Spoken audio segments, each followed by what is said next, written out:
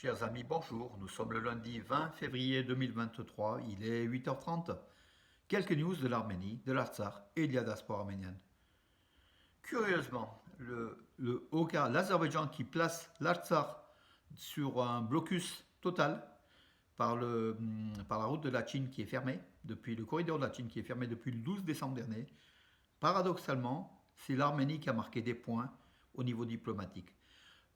Samedi, au Conseil de sécurité à la réunion sur la sécurité au Sud-Caucase, réalisée donc à Munich, en présence d'Anthony Blinken, le secrétaire d'État américain, bien sûr d'autres chefs d'État, mais surtout les États-Unis, le secrétaire d'État Blinken était un peu l'arbitre entre l'Azerbaïdjan et l'Arménie autour d'une table, donc où les deux, où Aliyev et Pachinian ont discuté. Paradoxalement, c'est Aliyev qui était dans une très mauvaise situation, surtout après la réplique de Pachinian, notamment sur le Haut-Karabakh en disant mais c'était vous qui avez signé le 9 novembre 2020 l'arrêt des hostilités avec l'entité Haut-Karabakh qui existe, qui est même marquée. Donc l'existence de ce territoire est même validée par Bakou qui aujourd'hui refuse et qui place sous blocus les 120 000 Arméniens de l'Artsakh. Aliyev était très très mal. Voilà, donc ce sont des points remportés au niveau par la diplomatie internationale. Aliyev s'est rendu compte que la question de l'Artsakh par le fait du blocus est devenue une question internationale, où tous les chefs d'État, pratiquement tous les États de la planète ont condamné, sauf la Turquie, ont condamné cette attitude de l'Azerbaïdjan. Donc Aliyev ne trouvant pas d'autres parades, il parlait donc des mouvements écologistes, donc de faux mouvements, comme vous savez, qui ont barré la route. Aujourd'hui, ne trouvant pas d'argument, maintenant il prend Ruben Vartanian, le ministre d'État de la République d'Artsakh, comme bouc émissaire en disant que c'est un oligarque corrompu et qui n'a pas sa place en Artsakh. Il faut qu'il sorte de l'Artsakh, comme si l'Artsakh était un territoire azéri. Voilà où on en est. Donc, en fait, Bakou est coincé par son jeu, justement, et il voit que la situation internationale n'est pas favorable à une intervention violente sur l'Artsakh, également sur l'Arménie. D'ailleurs, sur l'Arménie, qui aujourd'hui, à partir d'aujourd'hui, il y a 100 experts, enfin 100 observateurs civils et militaires, dont des gendarmes, 15 gendarmes français, 15 policiers allemands. Donc au total 100 personnes déléguées par l'Union européenne vont se déployer à la frontière en Arménie, à la frontière entre l'Arménie et l'Azerbaïdjan, donc dans les régions de Karagounik, Vayotsor et de Sunik, qui sont particulièrement menacées. Aliyev est dans une situation plus délicate que les Arméniens. Voilà le boomerang qui revient en pleine face, mais bien sûr, vous allez me dire, ça n'a pas évolué en Artsakh, donc les 120 000 Arméniens sont toujours, pratiquement 70 jours après le 12 décembre, dans un blocus, oui, oui, mais les choses avancent, et l'Azerbaïdjan se rend compte de son erreur, qu'en fait, finalement, la situation n'est pas favorable ni à faire un blocus, ni à intervenir, ni à attaquer les Arméniens, tout simplement parce que les Arméniens ont internationalisé la cause et aujourd'hui, même le secrétaire d'État américain se mêle. Par 4 fois, il a menacé, il a demandé donc à Bakou d'arrêter le blocus, d'arrêter les hostilités contre les Arméniens. Et aujourd'hui, donc Aliyev était très très mal à Munich, hein, on le voyait, il n'y avait plus d'arguments, d'autant plus que le Premier ministre arménien a quand même noté en anglais, hein, donc voilà, il s'exprimait en anglais, hein, Pachinian, il a quand même contré de façon cinglante cette agression azérie. Et l'Azerbaïdjan a perdu des points. Voilà. De plus, Aliyev avait des manifestants contre lui, donc des Azéris réfugiés en Allemagne, qui l'attendaient donc avant la conférence et après la conférence sans doute. Voilà, donc la stratégie de Bakou, la mauvaise stratégie de Bakou n'a pas payé. Aliyev se rend compte et aujourd'hui il veut peut-être parler avec les Arméniens d'Artsakh, mais sans Ruben Vartanian. Voilà, c'est encore une petite, un moyen d'échapper réellement au fait qu'aujourd'hui le blocus du corridor de la Chine est condamné de façon internationale et ça c'est une victoire des Arméniens avant une victoire militaire sur le terrain en fait. Hein, voilà, c'est quand même une victoire diplomatique importante qui paralyse l'Azerbaïdjan dans ses velléités d'extermination des Arméniens, d'épuration ethnique ou de faire tout pour faire un second génocide, ou alors le fait que les Arméniens partent de ce territoire. Voilà. Pachinian a dit d'ailleurs par 10 fois vous avez fermé le gaz, hein, donc en Artsakh, c'est pas ainsi qu'on traite la population, voilà, c'est pas ainsi qu'on essaye d'arranger les choses par des pourparlers. Il a été, comment dirais-je, pris sur le fait, Pachinian, devant tout le monde, et il fallait voir sa tête, hein, il avait des sueurs froides qui coulait pratiquement de son front. C'est un gars, mais en tout cas, on le voyait, il était très très mal. Pachinian était plus à l'aise, tout simplement parce que l'Arménie est dans son droit, le peuple arménien est dans son droit, alors que l'Azerbaïdjan est un agresseur qui n'est pas dans son droit, tout simplement.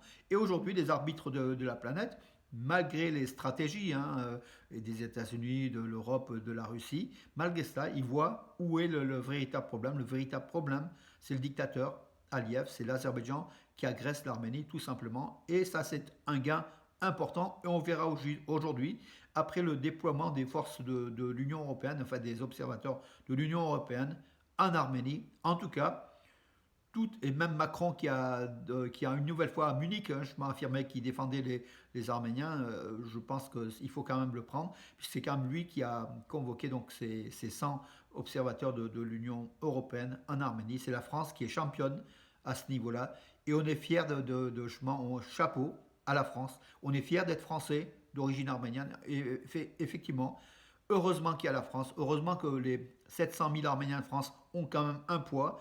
Et au-delà, les Arméniens sont appréciés pour ce qu'ils font, pour la patrie, pour la France, et pour l'Arménie, et pour l'Artsakh. Voilà, mes amis. Un soldat arménien a été mortellement blessé hier par balle dans des circonstances indéterminées dans une caserne. Voilà, donc une enquête du ministère arménien de la Défense est en cours. En 2022, l'Arménie a recensé 35 154 vols aériens depuis et vers l'Arménie, ce qui est énorme. Donc voilà, donc une croissance importante. Bien sûr, une grande majorité de ces vols étaient vers Moscou, mais il y a aussi d'autres destinations, hein, dont Paris, Tbilissi, Dubaï, Sharm el-Sheikh, Vienne, Téhéran, Varsovie, de Saint-Pétersbourg, de nombreux de Francfort, de nombreuses destinations. L'Arménie au niveau aérien, ça marche très très fort. Donc en fait, en 2022 au total, 3 697 000, 3 millions, pardon, pratiquement, allez, pas loin de 4 millions de passagers sont arrivés en Arménie ou partis de l'Arménie, soit 54% de plus qu'en 2021. C'est déjà un indice important. Dans le même temps, le transport aérien des passagers effectué par des avions arméniens, en fait des compagnies d'Arménie, s'élevait à 951 000, soit 3,1 fois plus que le chiffre de l'année 2021. Voilà donc des statistiques qui plaident vraiment en faveur justement de l'aviation arménienne, hein, qui est en comment dirais-je, qui est en c'est un lundi matin, je ne trouve pas le mot, qui est en augmentation donc importante, voilà. La Russie est la première destination avec 55% des trafics, hein, il faut le dire. Les Émirats arabes unis 6%, l'Égypte 4,5% en augmentation, hein. Et la France 3,1%, voilà ce qui est des signes encourageants, mes amis. Allons en Arménie et partons plus souvent en Arménie. Et l'Arménie, c'est une destination de plus en plus facile. Il faut le dire, c'est l'Arménie, c'est l'Europe, c'est notre pays. On y retrouve beaucoup de choses. On prend du plaisir. Il faut développer le tourisme en Arménie. En développant le tourisme, on développe l'économie de l'Arménie, on développe la défense de l'Arménie, l'arme, en dépassant nos euros en Arménie. C'est une partie qui sera reversée pour l'armée arménienne et pour tout le social, toutes les populations qui souffrent, pour le redressement de l'économie de l'Arménie, mes amis. Donc partir en Arménie, c'est une mission, une sainte mission que je recommande à tout le monde d'aller une fois par an, voire deux fois. Et quand j'entends des Arméniens de France dire je n'ai jamais été en Arménie, je voudrais bien y aller une fois, alors que les personnes atteignent 80 ans, je dis quel dommage de ne pas découvrir de son vivant le pays de nos ancêtres, ce pays qui nous lie par la génétique, ce pays qui nous prend au cœur, ce pays qu'on adore, voilà tout simplement.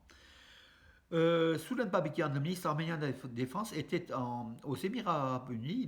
Il a participé à un forum international de la défense. Voilà, il était mis en fait en vedette, hein, au premier rang.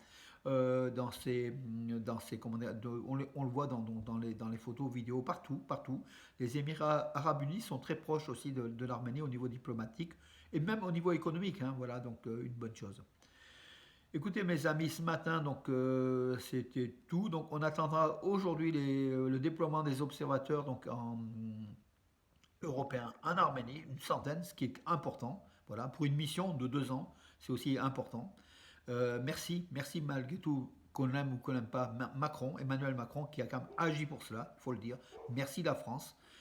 Et puis mes amis, demain ici à Valence à 11 heures, place Manouchian, donc dépôt de gerbes à l'occasion du 70e anniversaire de l'exécution du groupe Manouchian le 21 février 1944. Misak Manouchian qui a la vedette de nombreux journaux comme l'Humanité Magazine et puis dans Le Point des articles partout. C'est une bonne chose. Et on parle de plus en plus de son entrée au Panthéon. Voilà aussi une très très belle chose. Il y avait justement avec Ouzoulias, le sénateur, au Sénat samedi. Il y avait une réunion importante justement pour l'entrée, en faveur de l'entrée de Misak Manouchian au Panthéon. Je ne vais pas dire que serait presque fait, mes amis, mais je crois que réellement on aura un Arménien résistant qui est mort pour la France et qui reposera, dont les dépouilles reposeront au Panthéon au plus tard en 2024.